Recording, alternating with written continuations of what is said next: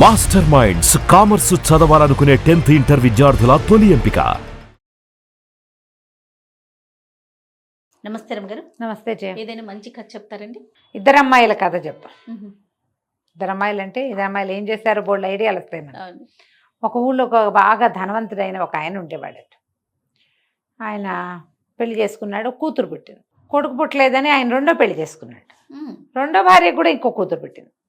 కానీ రెండో భార్య మంచి తెలివైంది. ఆవిడ ఆయన ధనవంతుడిని ఆకట్టుకుని పెద్ద భార్య దగ్గరికి వెళ్ళనిచ్చేది కాదు.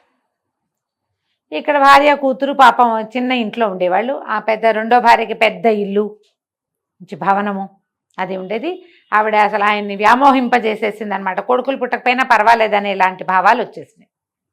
క్రమంగా పెద్ద భార్యని ఆ చిన్న ఇంట్లో నుంచి ఊరి చివరిన ఒక చిన్న గుడిసెలోకి మార్పిచ్చేసింది. వీళ్ళింటికి వాళ్ళింటికి మధ్యలో ఒక పర్లాంగు దూరం ఉండేది. పెద్ద మేడ చిన్న ఇల్లు ఉండేవి. ఇప్పుడు చిన్న ఇల్లు దూరంగా అయిపోయి గుడిసె అయిందనమాట. ఈ పెద్ద భార్య ఏం చేస్తుంది, ఆయన ఏం పెద్దగా వచ్చేవాడు కాదు, పెద్దగా మాట్లాడేవాడు కాదు, పిల్లని పెంచుకుంటూ ఉండేది. ఇప్పుడు ఏం చేసేది, నూలు ఒడికి సంపాదించుకునేది తనకి పిల్లకి. అయితే ఏమైంది, ఆ పెద్ద భార్యకు ఒక కూతురు, చిన్న భార్యకి పెద్దమ్మాయి చిన్నమ్మాయి. ఈ పెద్దమ్మాయి కూడా తల్లితో పాటు ఆ నూలు పడకటం నేర్చుకుంది. చక్కటి బుద్ధిమంతురాలు ఆ పిల్ల. ఆవిడ కూడా మంచిదే, భర్త అట్లా ఉన్నా ఆవిడేం అనేది కాదు. ఇక అంతే ఆయన మనస్తత్వం, ఏం చేస్తాము, గొడవ చేసుకుని ఏమవుతుందని ఆవిడేం మాట్లాడేది కంటే ఉండేది. పాపం వాకిట్లో కూర్చుని పిల్ల నూలు ఒడుకుతుంటే పెద్ద గాలి వచ్చిందట. గాలి వచ్చి ఈ ఒడుకుతున్న నూలంతా ఎగిరిపోయింది. పిల్ల అయ్యో అని పరిగెత్తింది ఆ ఎగిరిపోతున్న దాన్ని పట్టుకోవటానికి. వలవలా ఏడ్చేస్తోంది, కళ్ళలోంచి నీళ్ళు గారిపోతుంది. మా అమ్మ వస్తే నేనేం చెప్తాను, ఇంట్లో చీకట్లో కనపట్లేదని బయట కూర్చుంటే గాలి వచ్చి కొట్టేసింది, అయ్యో గాలి దేవుడా ఎంత పని చేసావు అని ఏడుస్తూ కళ్ళలోంచి నీళ్ళు ఇట్లా కారుతుంటే ఆ గాలికి ఆ కళ్ళ నీళ్ళు కూడా ఇలా వెళ్తున్నాయి. అయితే ఆ వెనకాల నుంచి వస్తున్న గాలి దేవుడు అన్నాడు, ఏం పర్వాలేదులే, పోయిన నీ ఏడవకు, పద నాతో రా, నీవు నూలు నీకు ఇప్పిస్తాను అని చెప్పాడు. పిల్ల గాలితో పాటే అలా ముందుకెళ్ళింది. వెళ్ళేసరికల్లా ఏమైంది, అక్కడ ఒక ఆవు కనపడింది. ఆవంది, అమ్మాయి ఎక్కడికి వెళ్తున్నావమ్మా అని అడిగింది. గాలిదేవుడు నా నూలిప్పిస్తానన్నాడు, నేను వెళ్తున్నాను. ఆవంది, కొట్టమంతా మురిగ్గా ఉంది, కూర్చోలేకపోతున్నాను, నుంచోలేకపోతున్నానమ్మా, కొంచెం ఇదంతా శుభ్రంగా తుడిచిపెట్టవా. సరేనని పిల్ల ఏం చేసింది, అక్కడ ఇక్కడ కనపడిన కొబ్బరి పుల్లలన్నీ సరిగ్గా చేసి చీపురు గట్టిగా కట్టి చక్కగా అదంతా శుభ్రంగా తుడిచింది.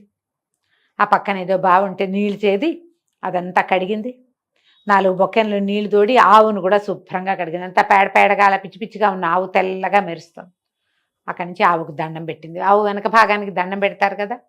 సరే పనిలో ఉన్నావు, నేను నిన్ను ఆపానమ్మా అంది. అది కాదులే, ఏముంది పని, వెళ్తాను ఎలాగూ, నువ్వు గోమాతవి, నిన్ను చూసుకోవాలి కదా, మనుషులం మేము, అందుకని ఈ పని చేశాను, కొట్టంలోకి వెళ్ళి పడుకో, కొట్టం అంతా శుభ్రంగా ఉందని చెప్పింది. ఆ ఆవు లోపలికి వెళ్ళిపోయింది. ఈ అమ్మాయి మళ్ళీ నడవటం మొదలుపెట్టింది. గాలి ఆ పక్కకి వీస్తుంది, ఏ పక్కకి వెళ్తే ఆ పక్కకి రమ్మన్నాడు. ఆ పక్కకి వీస్తుంటే ఆ పక్కకి నడుచుకుంటూ వెళ్తుంటే ఒక అరటి చెట్టు కనపడింది. అక్కడ అరటి చెట్టుకి కొంచెం చిన్న గేలేస్తే అరటి చెట్టు చుట్టూతా రకరకాల తీగలు, ఎన్ని తీగలో దాని మీద పడిపోయి ఆ తీగలన్నిండా కాయలు పువ్వులు. ఆ బరువు అంతా అరటి చెట్టు మీద బరువు పడకూడదు, అది వంగిపోతుంది. పలక్కమందంటే విరిగిపోయినట్టే. ఆ అరటి చెట్టు కేకేసిన, అమ్మాయి ఎక్కడికి వెళ్తున్నావు, నా దగ్గరికి రా, నాకు పని ఉందని. అరటి చెట్టు పీలుస్తోంది కదా, పాపం గేల కూడా వేసిందని దగ్గరికి వెళ్ళింది. ఈ చుట్టూతా ఉన్న తీగలన్నీ తీసేవా, నేను ముయ్యలేకపోతున్నాను, నా గేలే పడింది, ఇది చచ్చిపోతున్నాను నేను అనగానే పిల్ల ఏం చేసింది, కొంగు దొప్పుకుని ఆ చుట్టూతా ఉన్నవన్నీ మొక్కలన్నీ పీకేసి ఆ పైన ఉన్న తీగలన్నీ చేసి చుట్టూతా అరటి చెట్టు చుట్టూ ఏం ఉంచకూడదు, అదే ఉండాలి. అప్పుడు పిలకేసేసారు, అది గేలేసేసరికి పిలకేసి ఆ గెల వచ్చేసరికి పిలక ఎదుగుతుంది, దాని రకం అది కదా. గ్యాప్ లేదు అరటి చెట్టుకి, చుట్టూతా అంతా ఖాళీ చేసేసి చాలా నీకు ఇది సరిపోతుంది అంటే, సరిపోతుంది, నువ్వు ఎక్కడికి వెళ్తున్నావని. నా నూలంతా ఎగిరిపోయింది, గాలిదేవుడు నాతో రా, నూలు ఇప్పిస్తానన్నాడు, దానికోసమని వెళ్తున్నాను అంటే, సరే నీకు మంచి జరుగుతుంది, వెళ్ళమంది. అరటి చెట్టు ముందుకెళ్తుంటే ఒక గుర్రం కనపడింది.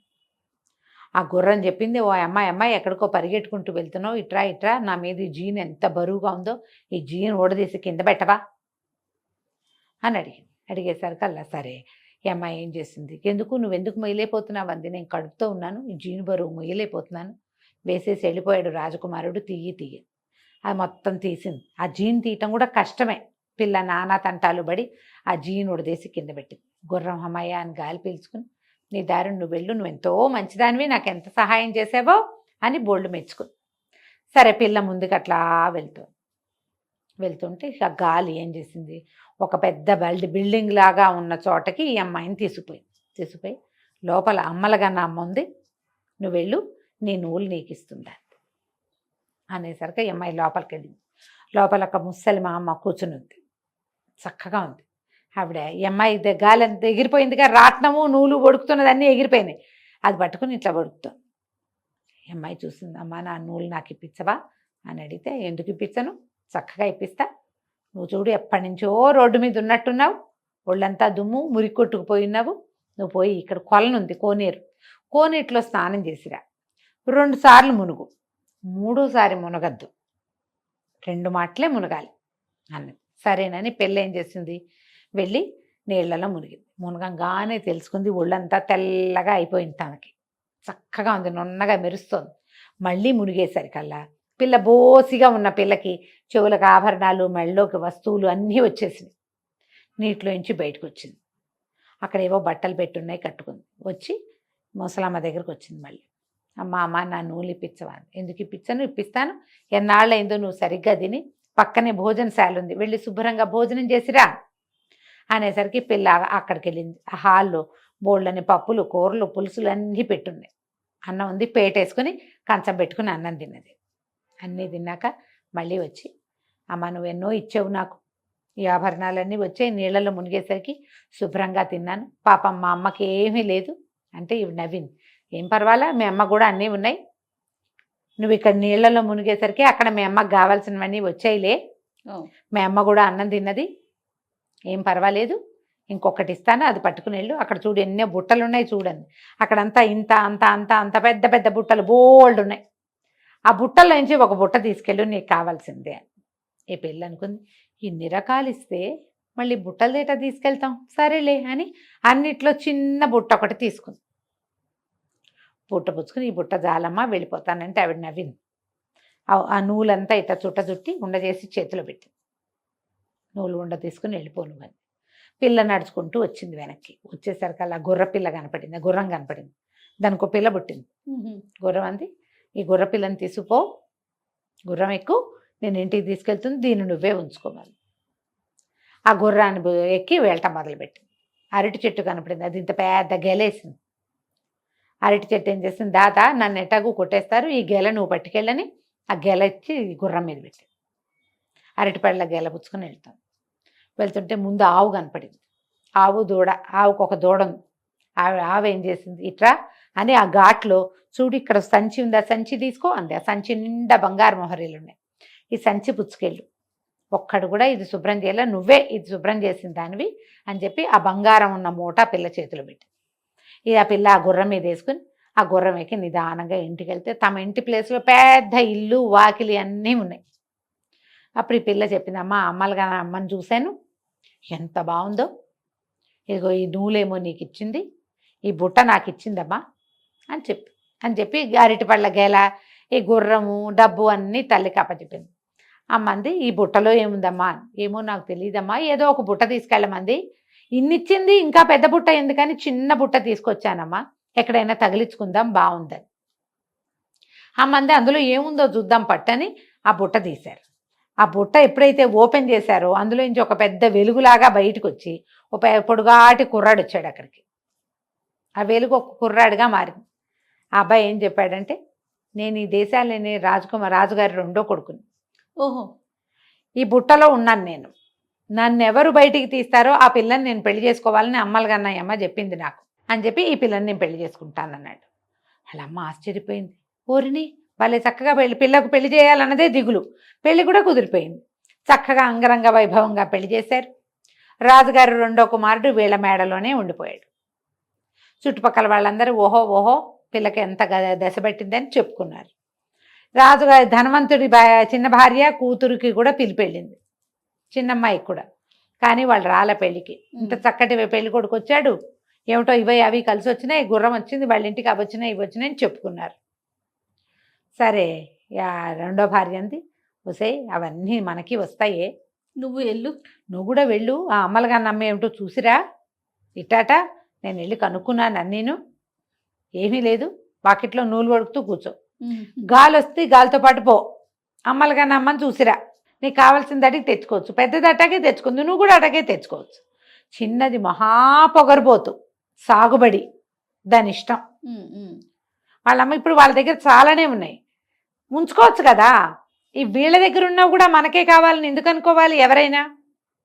సరే వాకిట్లో కూర్చుంది నూలు పడుకుతూ, గాలి రాదు పాడు రాదు ఎప్పటికీ. దాంతో ఏం చేసింది ఈ అమ్మాయి, లోపల నుంచి ఒక విసినకర్ర పట్టుకొచ్చి బాగా విసిరి ఆ నూలంతా ఎగిరిపోయేలాగా చేసింది. విసరగా విసరగా గాలిదేవుడు వచ్చాడు. ఏమిటమ్మాయి విసురుతున్నావు అన్నాడు. నా నూలంతా ఎగిరిపోయింది, నాకు తెచ్చివా అంతే. సరే నాతో రా, నేను తెచ్చిస్తానన్నాడు. సేమ్.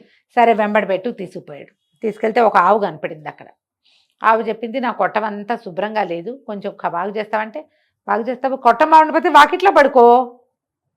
కొట్టమే పడుకోవడం నీకు అది బెడ్రూమ్ కావాలా ఏంటి? నీకు గది అంతఃపురం కాంతవా నువ్వు? బయట పడుకో చెట్టు కింద. ఇవన్నీ ఎవరు చేస్తారు ఈ పనులన్నీ? పేడగీడ నేనేం ముట్టుకో, నాకు అసలు అలవాట్లేదు చెత్తపుట్టలు ముట్టుకోవటం అని పిల్లని అడవటం మొదలుపెట్టి.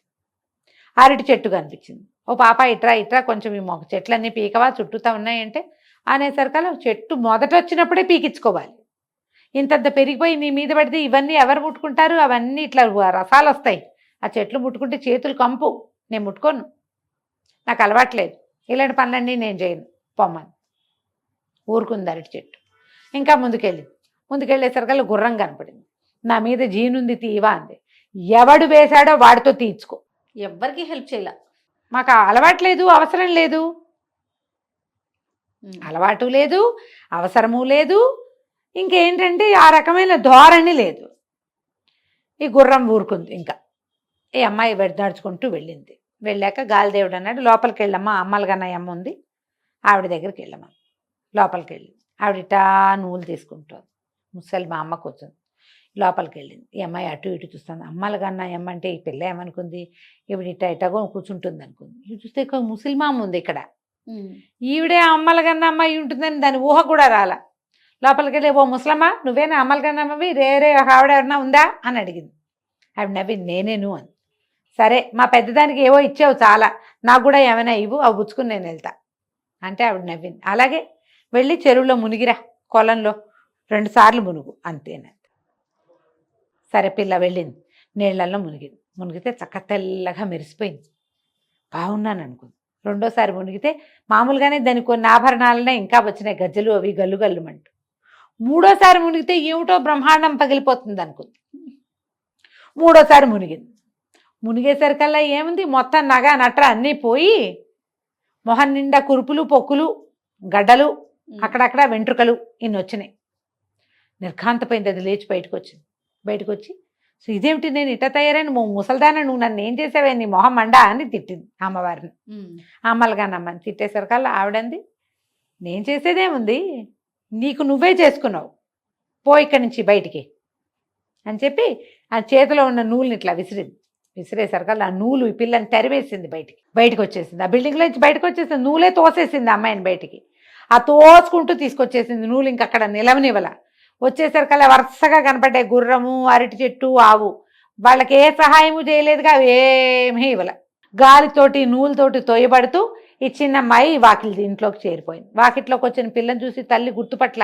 అది మామూలుగా తెల్లగా అందంగానే ఉంటుంది, మరి నగా నట్ర పెట్టుకుని పిల్ల కళగా ఉంటుంది. కళ లేదు, కాంతి లేదు, మొహం నిండా గడ్డలు మచ్చలు, మోచేతుల దగ్గర అక్కడ ఇంత పొడుగున వెంట్రుకలు. దీన్ని ఏం చేయాలో తెలియలా తల్లికి. ఏం చేస్తే ఇది క్యూర్ అవుతుంది? వాళ్ళ ఏడ్చింది ఆవిడ. ఇదేమిటి ఇటా అయ్యావు, ముందే బాగున్నావు కదే, ఉన్నవే ఉంచుకుంటే పోయేదే, అంతేగా అసలు ఉన్నవి కూడా పోయి ఇట్ట తయారయ్యావేమిటి అని బాగా శోకాలు పెట్టి ఏడ్చేసరికల్లా ఆ పిల్ల అలా బోమంది. ఏం జరిగిందో చెప్పమంటే తల్లి మొత్తం లిస్ట్ అంతా చెప్పింది. తల్లి కేకలిసి, నీకు వినయం లేదు, వందనం లేదు, అది వినయంతో సాధించుకుందే అంటే పిల్ల అడిగింది, నువ్వు నాకు ఎప్పుడైనా చెప్పావా వినయంగా ఉండమని? నీకు లేదు, నాకు నేర్పలేదు, నాకు రాదు, వెళ్ళకుండా ఉంటే సరిపోయింది, నాకేం వెళ్ళటం ఇష్టం లేదు, నువ్వే పంపించావు, దానికి వచ్చిందేదో నాకు కూడా రావాలని, ఇప్పుడు ఇట్టా వచ్చాను, నాకేం చేస్తావో చెయ్యి అంటే ఇవిడేం చేస్తుంది, లబోదిబోం అంటూ పోయి ఆ పెద్ద అమ్మాయిని అడిగింది, నువ్వు వెళ్ళిన చోటకే దీన్ని పంపించాను, ఇది ఇట్ట అయిపోయింది, నేనేం చేయను అని.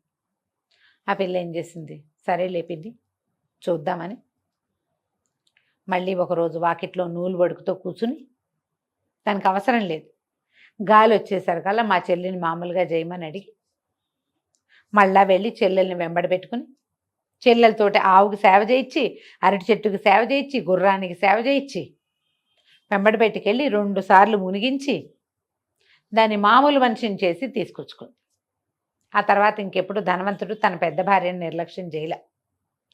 ఈ చిన్న భార్య కూతురు కూడా వీళ్ళతోటి చక్కగా ఉన్నారు. ఆ పిల్లకి మొగుడిని వాళ్ళే వెతుక్కున్నారు. అమ్మలుగా అమ్మ అయితే దానికి వరుణ్ ఇచ్చే ఉద్దేశం చేయలేదు.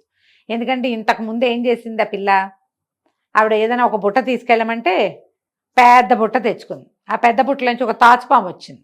ఓహో. ఈసారి ఏమీ జరగల అలాంటివి. ఇంటికి వచ్చాక తర్వాత అది మామూలుగా అయిపోయింది. ఇంకా ఈ పెద్ద అమ్మాయితోటి పంతం ఏమీ లేదు. జీవితం మాత్రం మెల్లిగా బాగుపడింది. అందుకని ఎప్పుడు కూడా ఎవరికైనా లభించిన దాన్ని చూసి మనకున్నది చాలదు అలాంటిది కావాలనుకోకూడదు. వాళ్ళలాగా కాదు, మనలాంటి దారిలోనే మనం వెళ్ళాలి. మనం పిల్లలకి అది అర్థమయ్యేలాగా చెప్పాలి. వాళ్ళకుంది నాకు కావాలి అనకూడదు. వాళ్ళది వాళ్ళదే, మనదే మనదే. దానికోసం సరదాగా ఈ కథ చెప్పచ్చు. తప్పకుండా అండి. నమస్తే. నమస్తే జయ.